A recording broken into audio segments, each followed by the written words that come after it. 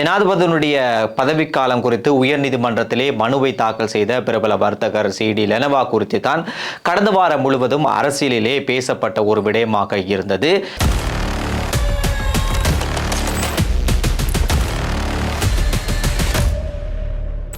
இந்த மனுவின் காரணமாக நடக்க இருக்கிற ஜனாதிபதி தேர்தல் என்பது பிற்போடப்படுமா அல்லது அதே திகதியில் நடக்குமா என்ற சந்தேகம் பலருக்கும் எழுந்திருந்தது. இந்நிலையில் தான் இன்று அந்த மனு மீதான விசாரணை உயர்நீதிமன்றத்திலே நடந்தது.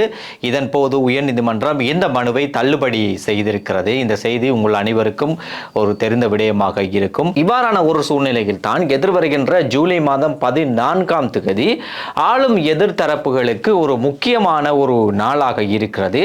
தங்களுடைய அதிகாரத்தை தங்களுடைய பலத்தை காட்டுவதற்கான ஒரு நாளாக இந்த நாள் இருக்கிறது. ஏனென்றால் ஜூலை 14ஆம் தேதி தம்பிக்க பெரேரா ஒரு காலியிலே ஒரு மிகப்பெரிய ஒரு கூட்டத்தை நடத்துவதற்கு தயாராகி வருகிறார்.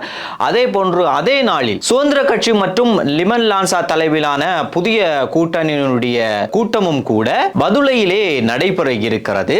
இந்த கூட்டத்தை நிமல் சிறிபாலடி சில்வா மற்றும் சாமர சம்பத் ஆகியோர் ஏற்பாடு செய்திருக்கிறார்.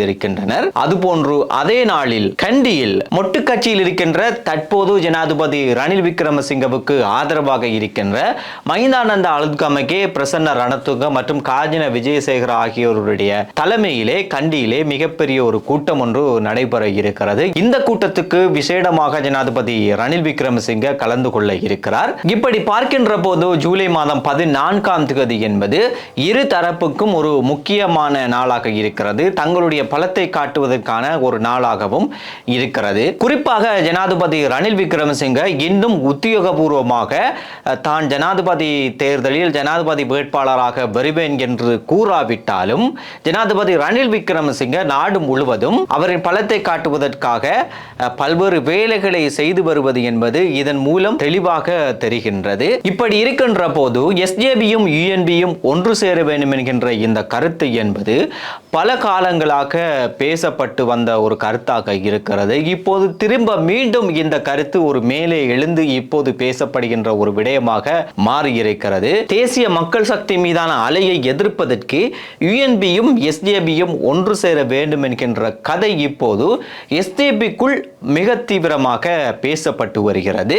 இந்த விடயம் தொடர்பாக நேற்று சஜித் பிரேமதாசா மற்றும் எஸ்ஜேபி எம்பிக்களுக்கிடையே மிக தீவிரமான ஒரு கலந்துரையாடல் இடம்பெற்றிருக்கிறது. இதன் போது எஸ்ஜேபி எம்பிக்கள் யுஎன்பியோடு ஒன்று சேர வேண்டும் என்கின்ற ஒரு கருத்தை முன்வைத்திருக்கிறார்களாம். இதற்கு பதிலளித்த சஜித் பிரேமதாச, நீங்கள் சொல்வதை நான் ஏற்றுக்கொள்கின்றேன், எனக்கும் ஜனாதிபதி ரணில் மீது ஒரு மரியாதை இருக்கிறது. ஆனால் ஜனாதிபதி ரணில் இப்போது ராஜபக்சாக்களோடு ஒன்றாக இருப்பதால் அவரோடு இணைவது என்பது குறித்து என்னால் நினைத்தும் கூட பார்க்க முடியாது என்று சஜித் பிரேமதாச இதன் போது சொன்னாராம்.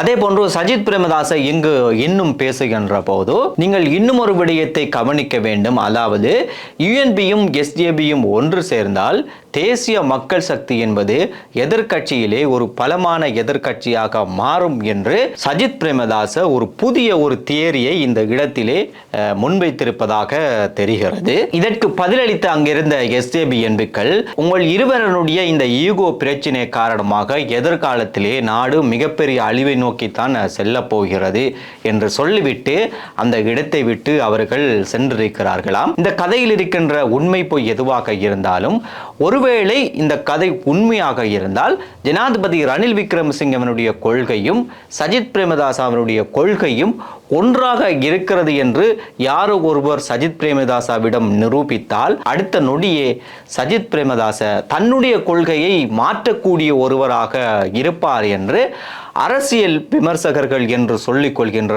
அரசியல் விமர்சகர்கள் பேசி வருகின்றனர்.